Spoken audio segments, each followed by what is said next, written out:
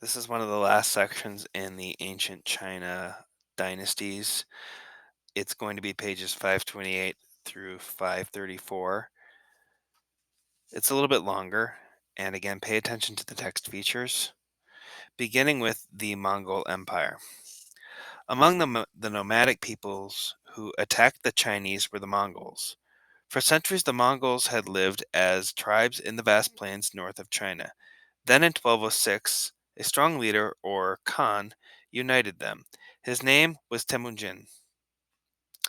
When he became leader, though, he was given a new title, Universal Ruler, or Genghis Khan. Genghis Khan organized the Mongols into a powerful army and led them on bloody expeditions of conquest. The brutality of the Mongol attacks terrorized people throughout much of Asia and Eastern Europe. Genghis Khan and his army killed all of the men, women, and children in countless cities and villages within 20 years. He ruled a large part of Asia. Genghis Khan then turned his attention to China. He first led his armies into northern China in 1211 Common Era. They fought their way south, wrecking whole towns and ruining farmland. By the time of Genghis Khan's death in 1227, all of northern China was under Mongol control. The Mongol conquest did not end with Genghis Khan's death, though.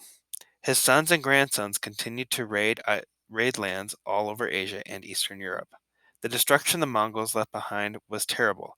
As one Russian chronicler noted, there used to be the city of Ryazan in the land of Ryazan, but its wealth and glory ceased, and there is nothing to be seen in the city excepting smoke, ashes, and barren earth. In 1260, Genghis Khan's grandson Kublai Khan became ruler of the Mongol Empire. He completed the conquest of China and in 1279 declared himself emperor of China. This began the Yuan dynasty, a period that some people also called the Mongol ascendancy. For the first time in its long history, foreigners ruled all of China. Kublai Khan and the Mongol rulers he led belonged to a different ethnic group than the Chinese did. They spoke a different language, worshipped different gods, wore different clothing, and had different customs. The Chinese resented being ruled by these foreigners whom they saw as rude and uncivilized. However, Kublai Khan did not force the Chinese to accept Mongol ways of life. Some Mongols even adopted aspects of Chinese culture, such as Confucianism. Still, the Mongols made sure to keep control of the Chinese. They prohibited Confucian scholars from gaining too much power in government, for example. The Mongols also placed heavy taxes on the Chinese. Much of the tax money the Mongols collected went to pay for vast public work projects. These projects required the labor of many Chinese people. The Yuan added to the Grand Canal and built new roads and palaces. Workers also improved the roads used by China's postal system. In addition, the Yuan emperors built a new capital, Dadu, which is near modern Beijing. Mongol soldiers were sent throughout China to keep the peace as well as keep a close watch on the Chinese. The soldiers' presence kept overland trade routes safe for merchants. Sea trade between China, India, and Southeast Asia continued too. The Mongol emperors also welcomed foreign traders at Chinese ports. Some of these traders received special privileges. Part of what we know about the life in the Yuan dynasty comes from one such trader, an Italian merchant named Marco Polo. Between 1271 and 1295, he traveled in and around China. Polo was highly respected by the Mongols and even served in Kublai Khan's court. When Polo returned to Europe, he wrote of his travels. Polo's descriptions of China fascinated many Europeans. His books his books sparked much European interest in China.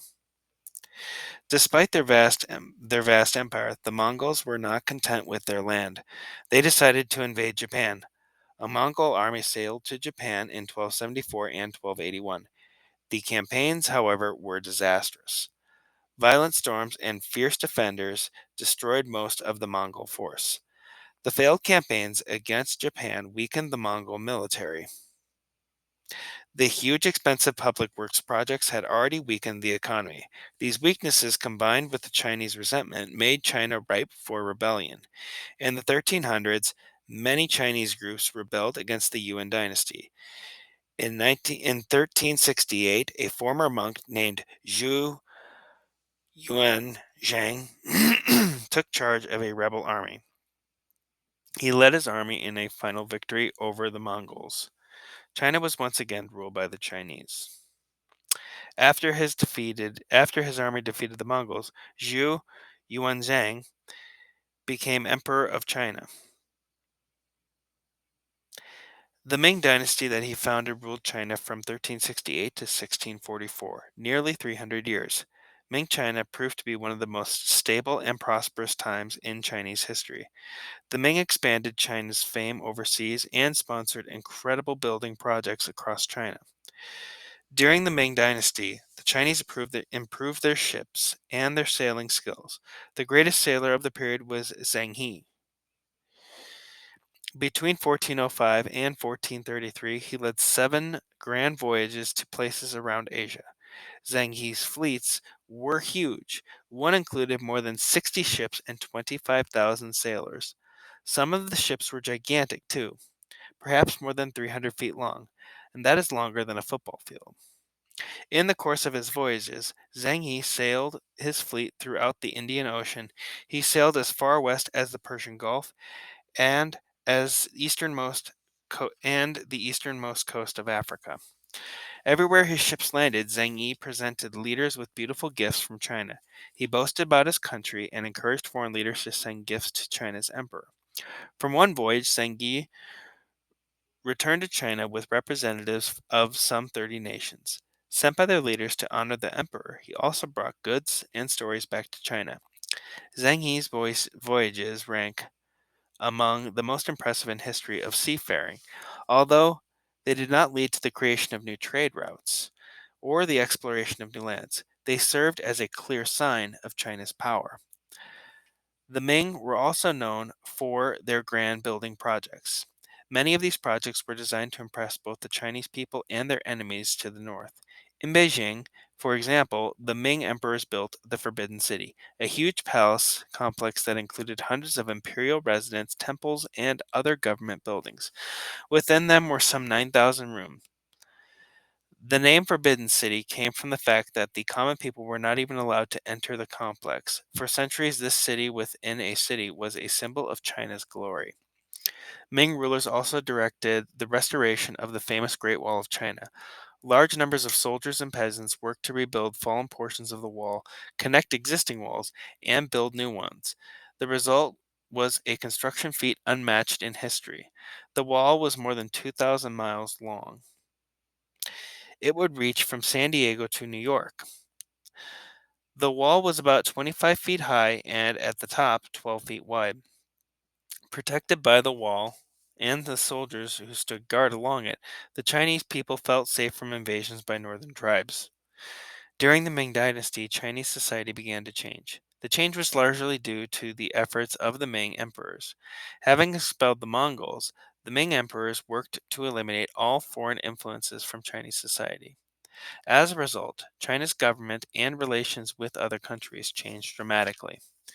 When the Ming took over China, they adopted many government programs that had been created by the Tang and the Sung. However, the Ming emperors were much more powerful than the Tang and Sung emperors had been. They abolished the offices of some powerful officials and took a larger role in running the government themselves. These emperors fiercely protected their power, and they punished anyone whom they saw as challenging their authority. Despite their personal power, though, the Ming did not disband the civil service system because he personally oversaw the entire government. The emperor needed officials to keep his affairs organized.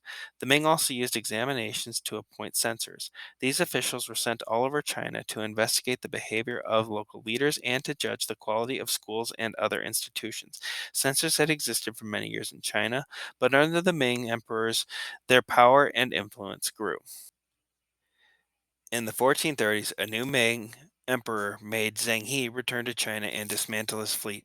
At the same time, he banned foreign trade. China entered a period of isolationism, which is a policy of avoiding contact with other countries. In the end, this isolationism had great consequences for China. By the late 1800s, the Western world had made huge leaps in technological progress. Westerners were able to take power in some parts of China partly due to its isolation and lack of progress. China was too weak to stop them. Gradually, China's glory faded.